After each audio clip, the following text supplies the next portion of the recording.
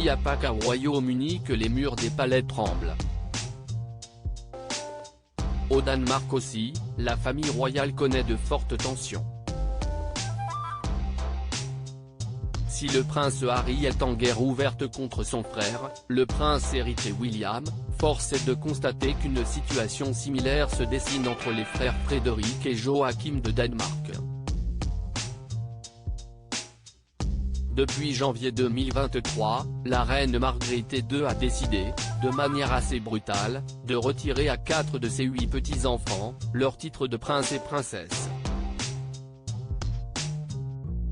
Une décision vécue comme un affront par le prince Joachim et sa deuxième épouse, la princesse Marie. Face à la presse danoise, ils ont fait part de leur choc et se sont montrés particulièrement émus. Tout comme Meghan Markle et le prince Harry, qui ont, face à l'incompréhension des Windsor, carrément choisi de claquer la porte. Dès lors, de nombreuses similitudes rapprochent les deux épouses des suppléants au trône.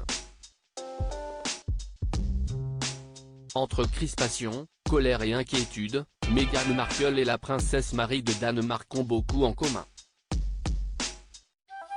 Meghan Markle et Marie de Danemark cachent contre la couronne à commencer par leur frustration et leur franchise.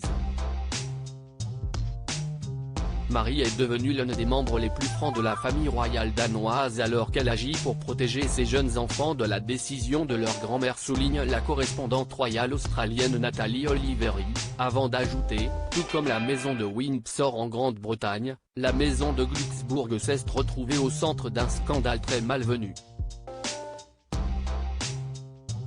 D'une certaine manière, le choix de la princesse Marie de dénoncer la famille avec laquelle elle s'est mariée est similaire à la façon dont la duchesse de Sussex a géré son propre malheur dans une institution dans laquelle elle est entrée à la fin de la trentaine. Deux situations délicates qui ont poussé les deux femmes à faire ouvertement part de leur mécontentement. Prince Harry, princesse Caroline, prince Joachim, infante Christina. La galère des suppléants Meghan Markle et Marie de Danemark en guerre ouverte avec leur belle-sœur face à Oprah Winfrey en mars 2021, Meghan Markle n'a pas mâché ses mots pour se plaindre de son passage express chez les Windsor. Manque de soutien, pensées suicidaires, accusations de racisme, la duchesse de Sussex a opéré un grand déballage. Elle n'a pas non plus épargné sa belle-sœur, Kate Middleton. Dans le documentaire Netflix baptisé Harry et Meghan, ou encore dans l'autobiographie intitulée Spare du prince Harry, l'inimitié entre la duchesse de Sussex et le prince William et sa femme Kate Middleton est pour le moins explicite. Idem pour la princesse Marie, qui, à l'annonce brutale de la décision de Margrethe II, n'a pas manqué de dévoiler, aux côtés de son époux Joachim, combien leur relation avec le couple héritier était compliquée. Une situation jamais ébruitée jusque-là. La princesse Marie a également fait part des intimidations dont avait été victime sa fille Athéna à l'école. Je ne peux pas l'interpréter autrement que comme une attaque contre la princesse héritière Marie, c'était un message direct, déclare le journaliste danois Jacob Enel Jensen.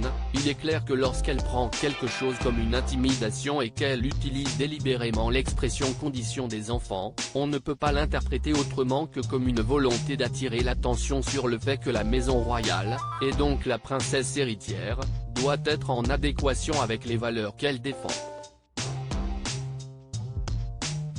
Du côté des deux belles-sœurs, si est-il la guerre froide. Si Kate Middleton oppose un silence diplomatique mais non moins douloureux à Meghan Markle, la princesse Marie a eu quelques mots tranchants à l'égard de son beau-frère et de sa belle-sœur quand elle s'est exprimée sur la suppression des titres. Le changement peut être difficile et peut vraiment faire mal, mais cela ne signifie pas que la décision n'est pas la bonne, a-t-elle lâché avec aplomb. De quoi relancer les rumeurs d'une rivalité tenace entre ces deux belles-sœurs qui portent le même prénom. Meghan Markle et Harry de Danemark inquiètent pour leurs enfants face à la crise royale, les deux couples ont été obligés de déménager.